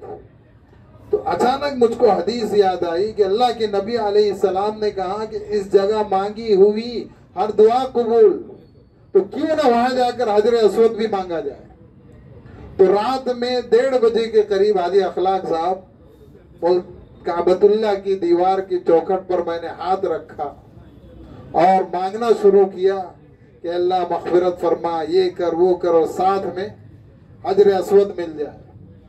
तो वहां पर वो बड़ी जगह है, फरिश्ते उसके तवाफ में हैं, फरिश्ते उसके तवाफ में हैं। तो अलग अलग बाज मर्तबा वाक़यात भी रूनुमा होते हैं, तो आंखों से आंसू तो जारी होते हैं, उसमें अपना कमाल ही नहीं। अल्लाह की जानिब से हैबत है। अल्लाह के नबी अलैहिस्सलाम ने कहा जो माँ के मरने पर नहीं रोया वो वहां जाकर रोएगा, ये हिस्सा। तो वहां पहुंचकर जब दुआ शुरू हुई तो समझ में नहीं आया कि एक हबशी शख्स बहुत ऊंचा, उसने मेरा यह हाथ पकड़ा, मैं यहाँ था और साथ लेकर वो गया। लेकिन जब वो चल रहा था तो लोग हट रहे थे, यहाँ से यहाँ बढ़ा वो, और काफी देर तक उसने यूं हाथ रखकर मुझको नीचे से इधर रखा, उसने बोसा लिया। उसके बाद मुझको बोसा लेने के लिए आगे किया। जब मैं बोसा लिया तो मजमा इतना था, मैं पीछे मुड़ा तो वो शख्स गायब था। लेकिन बोसा लेते ही उसने उठाकर मुझको ऊपर खड़ा किया, वो गायब था। फिर हाजियों के सरों पर से मैं मकाम इब्राहिम की तरफ फेंका गया। तो हजर अस्वद को दूर से बोसा लेना ये भी बहुत बड़ी बात है, ये भी वही दर्जा रखता है जो करीब जाकर लेने की। तो भीड़ बहुत होती है, इसलिए इसके चक्कर में नहीं पड़ना है, दूर से ही आप लो। ये दुआ की कबूलियत का वक्त। अब आप यहाँ दुआ मांग लिए, फिर फरमाया कि अब जाओ और जमजम पियो।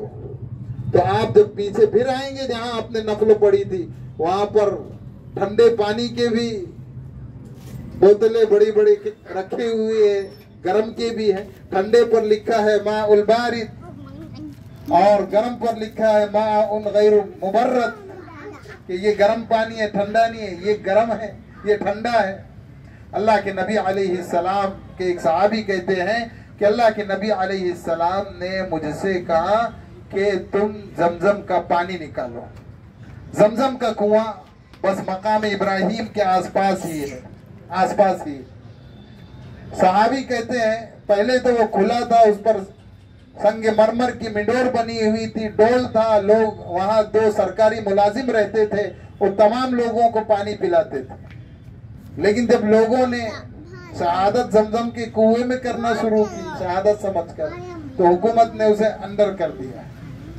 जमजम का पानी अल्लाह के नबी अलैहिस्सलाम को एक डोल भरकर वो सहाबी ने दिया। अल्लाह के नबी अलैहिस्सलाम ने जमजम पिया, और जमजम पीने से पहले भी खूब दुआएं मांगी अपने लिए, अपने घर वालों के लिए। हर जगह दुआ की कबूलियत का है। एक दुआ आती है, अल्लाहुम्मा इन्नी अस्अलुका इल्मन नाफिआ व रिज़्क़न वासिआ व शिफाअन मिन कुल्लि दा। लेकिन आदमी को चाहिए कि ऐसी जगह पर भी जहाँ अरबी दुआ याद है तो ठीक, उर्दू दुआओं का एहतमाम करे, अपनी जबान में मांगते रहे। और अल्लाह के नबी अलैहिस्सलाम ने एक मर्तबा भरे पेट पिया और कहा अल्हम्दुलिल्लाह। फिर दूसरी मर्तबा डोल मुंह से लगाया, भर पेट पिया और कहा अल्हम्दुलिल्लाह।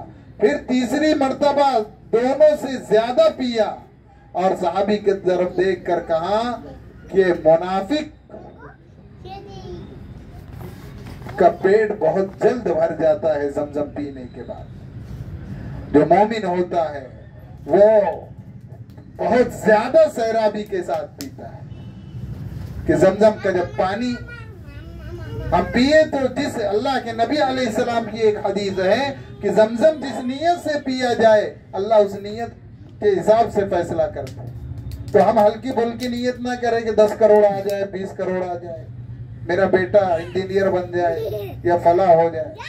हम नियत ये करें, अल्लाह ये जमजम पेट में जा रहा है, तो इसकी बरकत से मेरे पूरे बदन को जहन्नम की आग से महफूज है।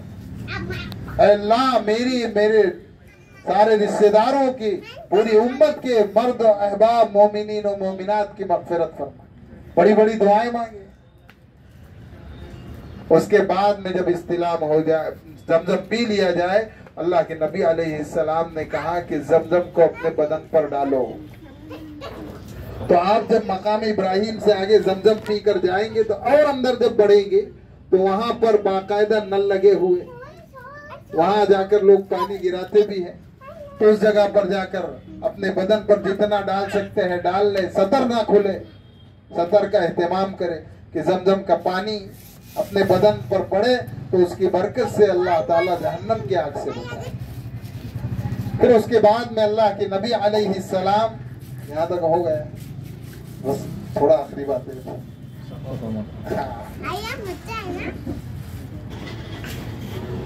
अब जब आपने जमजम पी लिया है तो जमजम पीने के बाद फिर हजर अस्वद के सामने आपको आना है और अब नौवा इस्तिलाम करना है, यानी अपने हाथों को हजर अस्वद की तरफ करके बिस्मिल्लाह अल्लाहु अकबर ला इलाहा इल्लल्लाहु वलिल्लाहिल हम्द कहकर चूमना है। और फिर आप यहाँ आएंगे मकाम इब्राहिम, इस तरफ कोने से सफा पर जाने के लिए रास्ता है, यानी दीवार के इस कोने से सफा की तरफ जाने के लिए रास्ता है। हम लोग साथ रहेंगे इंशाअल्लाह। अल्लाह के नबी अलैहिस्सलाम जब सफा की पहाड़ी की तरफ बढ़ते तो आप सल्लल्लाहु अलैहि वसल्लम कहते, अबदउ बिमा बदा अल्लाहु बि इन्न सफा वल मरवता मिन शआइरिल्लाह। ये कहते हुए अल्लाह के नबी अलैहिस्सलाम सफा की तरफ बढ़ते। फिर उसके बाद में अल्लाह के नबी अलैहिस्सलाम किबला रुख खड़े हो जाते। सफा पहाड़ी पर पहुंच, बहुत ऊपर जाना जरूरी नहीं, सफा पहाड़ी पर पहुंचकर किबला रुख खड़े होकर अल्लाह के नबी अलैहिस्सलाम नियत करते सई की। देखिए अभी 2 फर्ज हो गए, एक एहराम बांधना, दूसरा तवाफ हो गया। अब 2 वाजिब है, सफा मरवा की सई करना पहला वाजिब। तो अल्लाह के नबी अलैहिस्सलाम नियत करते। एक बात याद रखिए कि तवाफ की जो नियत है, जब हम तवाफ शुरू कर रहे हैं तो तवाफ की नियत करना भी जरूरी है।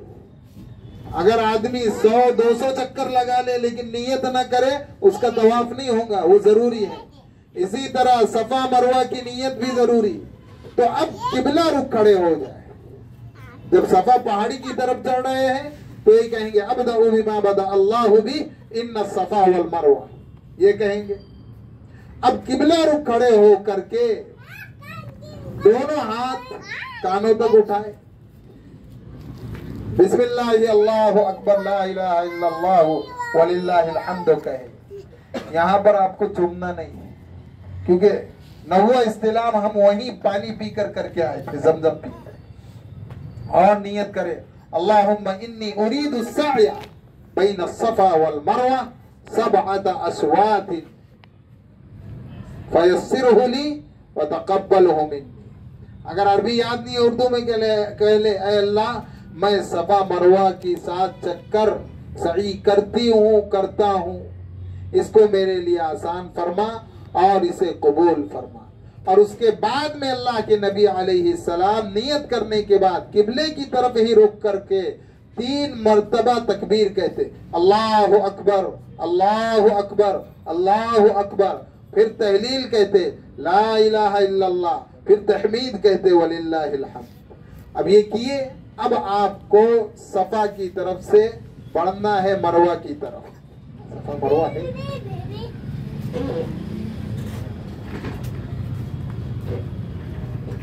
ये देखिए, ये सफा पहाड़ी है। आप इस तरफ से आएंगे तो आते आते ही जब ऊपर चढ़ेंगे सफर पहाड़ी की तरफ मस्जिद हराम से, याद रखें कि सफा पहाड़ी और मरवा पहाड़ी को उलमा ने मस्जिद हराम में दाखिल नहीं समझा, हुदूद हरम में है, मस्जिद हराम में दाखिल नहीं। लिहाजा जब आप जमजम पीकर और नवा इस्तिलाम करके आप लोग जब सफा पहाड़ी की तरफ निकलेंगे तो जैसे ही मस्जिद हराम से बाहर, वो तो इमारत ही है लेकिन उससे माना नहीं गया, सफा मरवा को मस्जिद का हिस्सा नहीं माना गया, तो फरमाया कि जैसे ही आप बाहर निकलेंगे तो फिर जिस तरह मस्जिद में दाखिल होने की मसनून दुआएं आपने पढ़ी, दाएं पैर रखा, ऐसे ही बाहर जाते वक्त अल्लाहुम्मा इन्नी अस्अलुका मिन फज़लिक पढ़कर बायां पैर रखेंगे और सफा पहाड़ी की तरफ आएंगे। अब यहाँ से आप आ रहे हैं तो यहाँ दरमियान में पहाड़ी के करीब पहुंचते वक्त अब्दअ बिमा बदा अल्लाहु भी इन्ना सफा वल मरवा, ये कह करके सफा पहाड़ी पर आए। फिर उसके बाद में किबला रुख होकर अल्लाहु अकबर कहा, और यानी हाथ उठाना है और ये कहना है बिस्मिल्लाह अल्लाहु अकबर ला इलाहा इल्लल्लाह वलिल्लाहिल हम्द, ये कहना है। फिर अल्लाहुम्मा इन्नी उरीदु सअया बैन सफा वल मरवा सबअत अस्वातिन फयस्सिरहु ली व तक़ब्बलहु मिन्नी। ऐ अल्लाह, मैं सफा और मरवा की सई की नियत करती हूँ, इसे मेरे लिए 7 चक्कर, इसे मेरे लिए आसान फरमा और कबूल फरमा। फिर उसके बाद 3 मर्तबा तकबीर, तहलील और तहमीद कहे, अल्लाहु अकबर अल्लाहु अकबर अल्लाहु अकबर ला इलाहा इल्लल्लाह वलिल्लाहिल हम्द। अब आप यहाँ से सफा की तरफ से मरवा की तरफ बढ़ेंगे। तो ये समझ लीजिए, यहाँ तो एक पट्टा बना है, ये सफा से मरवा का रास्ता हम इसको समझते हैं, और ऐसा समझ लीजिए यहाँ एक और पट्टा है। अब आप यहाँ से चलना शुरू हुए, इस दरमियान में भी अल्लाह के नबी अलैहिस्सलाम से कोई खास दुआ मनकूल नहीं है, जो दुआ आए मांगे, लेकिन अल्लाह के नबी अलैहिस्सलाम ने सफा मरवा की सई के दरमियान में 2 दुआओं का एहतमाम किया, 2 दुआ का एहतमाम किया। वरना जरूरी नहीं है, आप जो दुआ मांगना चाहे मांगिए। पहली दुआ, अल्लाह के नबी अलैहिस्सलाम सफा से जब निकलते तो पढ़ते ला इलाहा, चौथा कलमा ला इलाहा इल्लल्लाह वहदहु ला शरीका ला लहुल मुल्कु व लहुल हम्द युहयी व युमीतु बियदिहिल खैर व हुवा अला कुल्ली शैइन कदीर। और एक दुआ अल्लाह के नबी अलैहिस्सलाम और पढ़ा करते थे, ला इलाहा इल्लल्लाह वहदा व नसर अब्दा व अंजज़ वअदा व हज़मल अहज़ाब वहदा। ये दुआ दर हकीकत ग़ज़वे खंदक के मौके पर मदीना तय्यबा में जब कुफ्फार ने अंदर दाखिल होना चाहा और हज़रत सलमान फारसी रज़ी अल्लाह अन्हु के मशवरे पर अल्लाह के नबी अलैहिस्सलाम ने 3 मील खंदक खोद दी, गड़ा खुदवाया गया और 1 महीने तक पड़ा रहा, उस तरफ कुफ्फार इस तरफ मुसलमान। अल्लाह के नबी अलैहिस्सलाम वहां सिला पहाड़ी पर चढ़े मदीना में, और वहां पर अल्लाह के नबी अलैहिस्सलाम ने ये दुआ मांगी, ला इलाहा इल्लल्लाह वहदा व नसर अब्दा व अंजज़ वअदा व हज़म अल अहज़ाब वहदा। पहले दिन दुआ मांगी, फिर वापस आ गए, फतेह की दुआ की, फिर दूसरे दिन गए और 2 रकात नमाज पढ़ी नफल और फिर यही दुआ मांगी, फिर तीसरे दिन गए, फिर 2 रकात नफल नमाज पढ़ी, सिला पहाड़ी है वहां पर, और यही दुआ मांगी। तो आप सल्लल्लाहु अलैहि वसल्लम को फतेह की खुशखबरी सुनाई गई। हजरत उमर इब्न अब्दुल अजीज रहमतुल्लाह अलैह ने अपने ज़माने खिलाफत में उस गज़वे खंदक की जगह पर, जहां पर अल्लाह के नबी अलैहिस्सलाम ने सिला पहाड़ी पर दुआ मांगी थी, वहां पर मस्जिद फतह बना दी। हजरत इमाम शाफी रहमतुल्लाह अलैह जब एक मुश्किल इब्तिला में आए तो वो परेशान होकर उस पहाड़ी जो थी सिला, वहां पर मस्जिद फतह में पहुंचे और अल्लाह से इन्हीं अल्फाज के साथ दुआ मांगी। तो इससे हदीस शरीफ से मालूम होता है कि मस्जिद फतह पर इन अल्फाज के साथ दुआ मांगना और भी अल्लाह से दुआएं मांगना वो कबूलियत की अलामत है। वही दुआ अल्लाह के नबी अलैहिस्सलाम ने सफा मरवा के दरमियान, सई के दरमियान मांगी। एक चौथा कलमा मुकम्मल और दूसरे ला इलाहा इल्लल्लाह वहदा। अगर अरबी में नहीं मांग सकते, उर्दू में मांगे। अल्लाह के सिवा कोई माबूद नहीं, वो अकेला है। और नसर अब्दा, जिसने अपने बंदे की मदद फरमाई, व अंजज़ वअदा, जिसने अपने वादे को पूरा किया, व हज़म अल अहज़ाब वहदा, और जिसने दुश्मनों की जमाअत को अकेले ही शिकस्त दे दी। अब जब आप सफा से ये दुआ पढ़ते हुए निकलेंगे तो दरमियान में हरी बत्ती आती है, वहां ऊपर लाइट लगे हुए आपको दिखेंगे। ये हरी बत्ती का नाम मीलाइन अखज़रैन है। अखज़र कहते हैं हरे को अरबी में। तो ये जो मीलाइन अखज़रैन है, यहाँ पर मर्दों के लिए हुक्म ये है कि थोड़ा हल्का सी दौड़ कर आगे बढ़े और इस जगह पर ये दुआ पढ़े, रब्बिग़फिर वरहम व तजावज़ अम्मा तअलम इन्नका अंतल अअज़्ज़ुल अकरम। ये दुआ मांगे। ये दुआ मांगते हुए फरमाया कि ये मीलाइन अखज़रैन हरी पट्टी से 6 कदम पहले ही अपने आप को तेजी में ला ले और हरी पट्टी खत्म होने के बाद 6 कदम खत्म होते ही आगे बढ़े। 6 कदम होते ही अपनी दौड़ खत्म कर दे, लेकिन बहुत तेज भी नहीं। ये इसलिए कि हज़रत इस्माईल अलैहिस्सलाम को जब हजरत हाजिरा ने पानी की तलाश में जिस जगह जमजम है वहां तनहा छोड़ा और पानी की तलाश में सफा की तरफ बढ़ी और मरवा की तरफ जाने लगी, तो ये मीलाइन अखज़रैन का हिस्सा दोनों पहाड़ों की दरमियानी हिस्सा था, जहां से हजरत इस्माईल हजरत हाजिरा को नजर नहीं आ रहे थे। तो वहां से वो तेज दौड़ती थी कि मेरे बेटे पर मेरी नजर रहे कि कोई भेड़िया ना खा ले। तो इस तरह उन्होंने चक्कर लगाए। अब यहां से मरवा पहुंचे, ये एक चक्कर हो गया। मैंने कहा कि आप इस तरह समझ लो, ये पूरी एक पट्टी को आप सफा ले लो। तो सफा की पट्टी यहां से आप मरवा पहुंचे। मरवा पर आकर के आपको वही दुआ करना है जो सफा पर की, यानी ये आयत पढ़ना, इन्ना सफा वल मरवा मिन शआइरिल्लाह फमन हज्जल बैता वअतमर फला जुनाह अलैहि अन यतवफ बिहिमा वमन ततव्वअ खैरन फइन्नल्लाह शाकिरुन अलीम। अगर नहीं याद है तो आपको जो दुआएं चाहे वो मांगे, लेकिन तकबीर, तहलील और तहमीद कहना, ला अल्लाहु अकबर अल्लाहु अकबर अल्लाहु अकबर ला इलाहा इल्लल्लाह वलिल्लाहिल हम्द, ये कह ले सफा मरवा पर। और फिर वहां पर भी एक जगह साइड में खड़े होकर मरवा के ऊपर दुआ मांगे। इसी तरह सफा पर भी दुआ मांगना है। सई शुरू करने से पहले हाथ उठाकर नियत वगैरह कर ली, दुआ में लगे।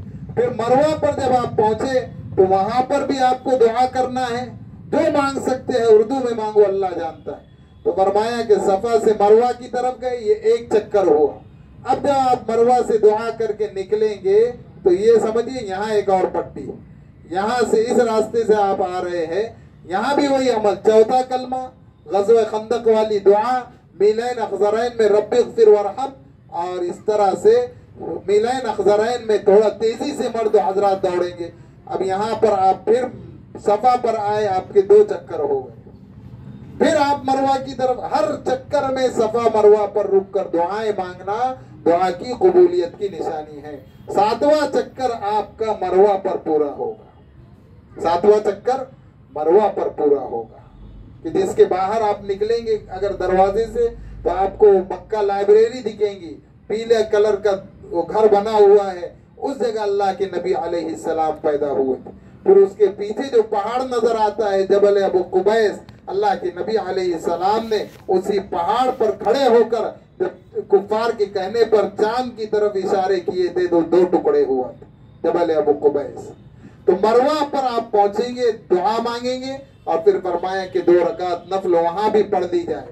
अब वहां से आप निकले तो देखिए 3 चीज, पहले एहराम बांधे हमने बंबई में, नियत पढ़ ली, ये एक फर्ज हुआ, दूसरे तवाफ किया, ये दूसरा फर्ज हुआ, और ये सफा मरवा की सही ये एक वाजिब हुआ। 2 वाजिब 2 फर्ज है। अब चौथा वाजिब क्या है, दूसरा वाजिब क्या है? तो फरमाया कि मर्दों के लिए सर के बालों का हल्क करना। हदीस में अल्लाह के नबी अलैहिस्सलाम ने हल्क किया और दुआ की, अल्लाहुम्मा ग़फ़िर लिल मुहल्लिक़ीन। अल्लाह के नबी अलैहिस्सलाम ने 3 मर्तबा कहा अल्लाह हल्क करने वालों की मग़फ़िरत करे, अल्लाहुम्मा ग़फ़िर लिल मुहल्लिक़ीन, अल्लाहुम्मा ग़फ़िर लिल मुहल्लिक़ीन, 3 मर्तबा कहा। और फिर उसके बाद 1 मर्तबा कहा अल्लाहुम्मा ग़फ़िर लिल मुक़स्सिरीन, अल्लाह कसर करने वाले की मग़फ़िरत फरमा। तो ज्यादा अफजल हल्क करना है। अब एक बात याद रखे कि हल्क तो इमाम अबू हनीफा रहमतुल्लाह अलैह के यहाँ 1/4 सर का पूरा हल्क वाजिब है। हमको पूरा हल्क करना, जिसके लिए 3 मर्तबा मग़फ़िरत की दुआ की गई, मर्दों के लिए जरूरी, पूरा हल्क की। और कसर किन के लिए है? फरमाया कि जिस शख्स के बाल 1 उंगली के बराबर हो, पूरे बाल 1 उंगली के बराबर हो, अगर वो उसमें से 1 उंगली के बराबर बाल काट लेता है तो हल्क हो जाएगा, वो मुकस्सिरीन है। अगर उससे छोटे बाल है तो उसे हल्क ही करना है। तो वहां जाने तक इतने बड़े बाल रखना ही नहीं है, वरना दम पर दम वाजिब हो जाएगा और हम सब बेदम हो जाएंगे। अब जैसे ही हमने ये किया मर्द हजरात ने, तो उनका एहराम उतर गया। अब आप कहेंगे कि चादर तो अभी पहने हुए, तो चादर जो है ना, ये हमारा दिया हुआ नाम है एहराम। एहराम क्या है? उम्रे या हज की नीयत से नियत करना और तलबिया पढ़ना एहराम। जैसे ही हमने हल्क कर लिया, अभी तक चादर नहीं उतरी है लेकिन हल्क किया, एहराम की पाबंदी खत्म। अब खुशबू भी लगाओ, हर चीज जो पहले जायज थी वो जायज। और औरतों के लिए सर के 1/4 तरफ से बाल पकड़कर या पूरे बालों को पकड़कर उंगली के 1 पोरे के बराबर बाल को काटना, ये दूसरा वाजिब है। सफा मरवा की सही उनके लिए भी वाजिब, उनका हल्क ये। जैसे ही उन्होंने बाल काट लिया, अब उनका एहराम उतर गया। औरतें एहराम के अंदर अपने सिले हुए कपड़े ही पहनेंगी, रंग की कोई कैद नहीं, लेकिन उनको सर को ढकना है, चेहरे को खुला रखना है, हाथ और पैर के मामले में कोई एहराम नहीं। अगर वहां जाने के बाद में औरतें नापाकी की हालत में आ जाए तो अल्लाह के नबी अलैहिस्सलाम का हुक्म है कि सारे अमाल वो करेगी, वो तवाफ में मताफ में दाखिल नहीं होगी। लेकिन अब उसे तो तवाफ करना है उम्र अदा करने के लिए, और वापसी के लिए इतने दिन बाकी नहीं है कि ये पाक हो जाएंगी। जब तक कि वो मामला नहीं रहेगा, वापस होना है। तो अगर उसको ये यकीन है कि सारे सरकारी महकमे से बात करने के बावजूद भी उसे इजाजत नहीं है, उसे ये तारीख को जाना ही है और उस तारीख से पहले वो पाक नहीं होने वाली, तो कहा कि वो अगर हज में है तो मस्जिद हराम में मताफ में दाखिल हो जाए और तवाफ कर ले। उम्रे में है तब भी दाखिल हो जाए और तवाफ कर ले। लेकिन हज के अंदर अब उसने चूंकि नापाकी के हालत में मताफ में मस्जिद हराम में दाखिल हुई है, उसके बदले में उसे एक बुदना यानी एक बड़े जानवर की, ऊंट की, गाय की, बैल की कुर्बानी देना है, और उम्रे के अंदर उसे छोटे जानवर का दम देना है। अगर हज के अंदर औरत नापाकी के हालत में तवाफ किए बगैर वापस आ गई तो इतना सख्त शरीयत का मसला है कि जब तक दोबारा जाकर वो तवाफ जियारत नहीं करेंगी वो अपने शौहर के लिए ना हराम है। तो ये चंद मसाइल हैं। इंशाअल्लाह वक्तन फवक्तन मैं आप लोगों के साथ तो वहां रहूंगा ही, जिसको जो मसला पेश आए वो पूछता रहे, पूरी रहनुमाई रहेंगी। अल्लाह ताला हमें अमल की तौफीक अता फरमाए।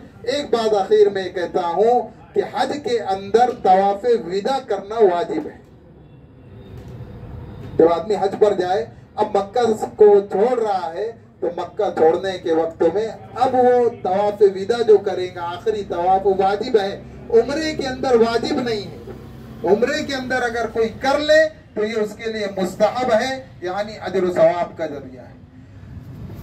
मस्जिद आयशा से जाकर 2 रकात एहराम बांध कर 2 रकात नफल पढ़ के नियत करके भी उम्रा कर सकते हैं, मर्द हजरात भी औरतें भी।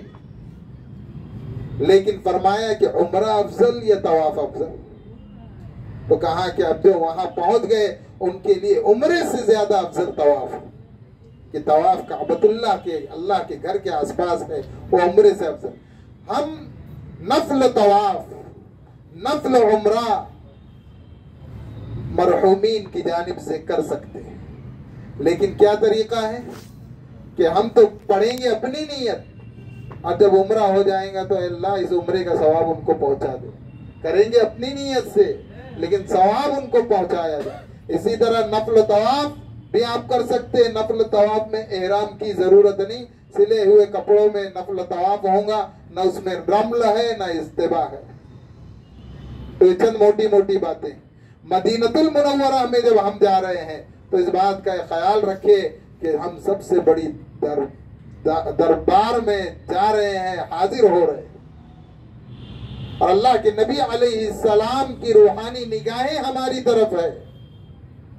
और हमारा ये ईमान है कि हर नबी अपनी कब्रों के अंदर जिंदा है, तो हमारे दिलों के हालात को भी वो जानते हैं। तो जो गुनाहों में जिंदगी गुजरी है उसे याद करते तौबा इस्तिग़फ़ार खूब करे, और जैसे ही मदीना की तरफ बढ़े दरूद शरीफ का एहतमाम रखे और मोबाइल से दूर रहे। लोग दुआ की कबूलियत की जगह पर इस मोबाइल ने इतनी खराबियां डाली कि जहां पर वो ससुराल और मैके में मियां बीवी के मामलात को खराब कर रहा है, कई तलाके और कई घरों के झगड़े उसी में हो रहे हैं। बेटी माँ को सिखा रही, वो वहां के हालात न जानते हुए उधर से मशवरा दे रही, ये सब चल रहा है। और यही मोबाइल जो बहुत काम की भी चीज है लेकिन दज्जाली फितना है। अल्लाह के नबी अलैहिस्सलाम के दरबार में आवाज उठाना मना। सूरह हुजरात में अल्लाह ने कहा, ला तरफउ अस्वातकुम फौका सौतिन नबी वला तजहरू लहू बिलकौल कजहरि बअदिकुम लिबअदिन अन तहबता अमालुकुम व अंतुम ला तशऊरून। कि कहीं अल्लाह के नबी अलैहिस्सलाम की बेअदबी की वजह से तुम्हारे अमाल खब्त ना हो जाए। तो फरमाया कि जब तुम मदीना जाओ तो पूरे अदब और एहतराम के साथ जाओ। सैयद अहमद रिफाई कबीर रहमतुल्लाह अलैह हिंदुस्तान के बहुत बड़े बुजुर्ग, और सुन्नत ये है कि जब भी किसी बड़े बुजुर्गों की खिदमत में हाजिर हो तो उनको कुछ हदिया और तोहफा दो।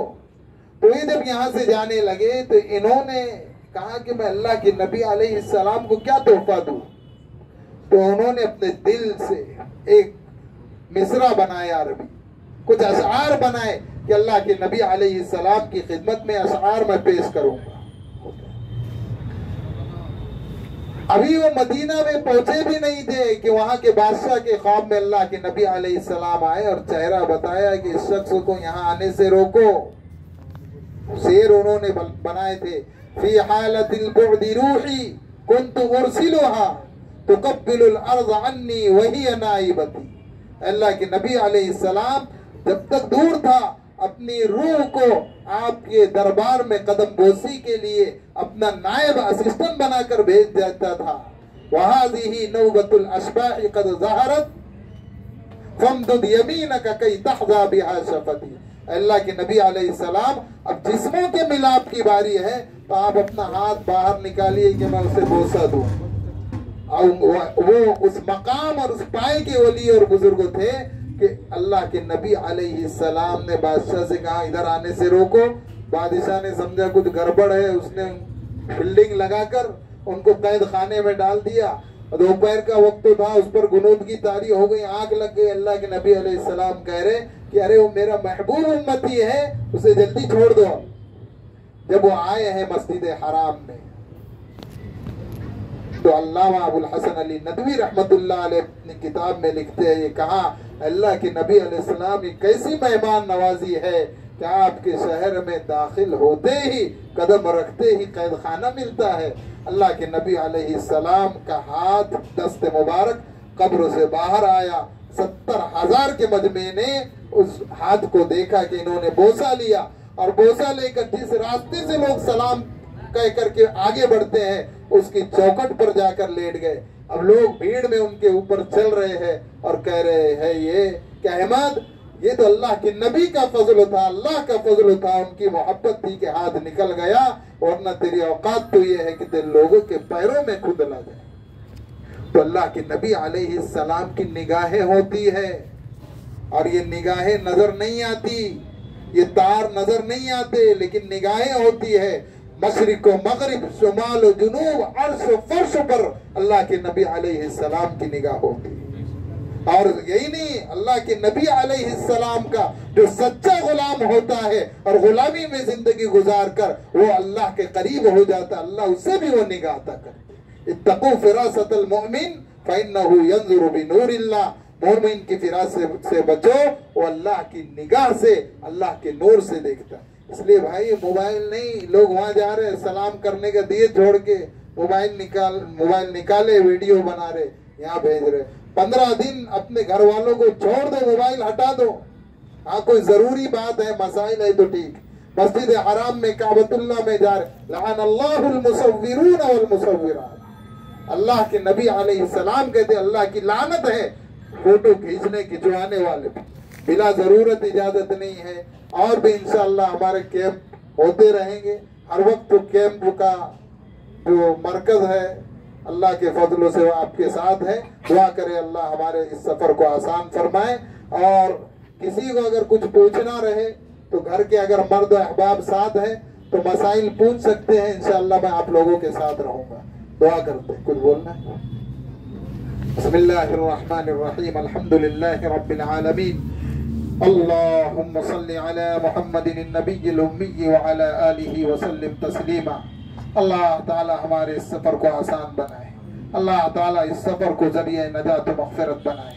अल्लाह ताला अपने घर के लिए हमें बार बार कबूल फरमाए। अल्लाह ताला पूरे इखलास लिल्लाहियत खशियत के साथ इस सफर के हर अमल को अंजाम देने की तौफीक अता फरमाए। अल्लाह ताला गुनाहों से बचाए, लग़ज़िशों से बचाए, बुराइयों और बेहयाइयों से बचाए। अल्लाह ताला इस सफर को हमारी मग़फ़िरत का जरिया बनाए। हर जगह पर अल्लाह ताला उसके आदाब को मलहूज रखने की तौफीक अता फरमाए। अल्लाह ताला हमने जो मांगा उससे भी अता फरमाए, जो मांगने से रहा उसे भी अपनी शाया निशान जनाब मोहम्मदुर रसूलुल्लाह सल्लल्लाहु अलैहि वसल्लम के सदक़े तुफ़ैल में अता फरमाए। इन्नल्लाह व मलाइकतहु युसल्लूना अलन नबी या अय्युहल्लज़ीना आमनू सल्लु अलैहि व सल्लिमू तस्लीमा। अल्लाहुम्मा सल्लि व सल्लिम व बारिक अला सय्यिदिना मुहम्मद। सुब्हान रब्बिका रब्बिल इज़्ज़ति अम्मा यसिफून व सलामुन अलल मुरसलीन वल्हम्दुलिल्लाहि रब्बिल आलमीन।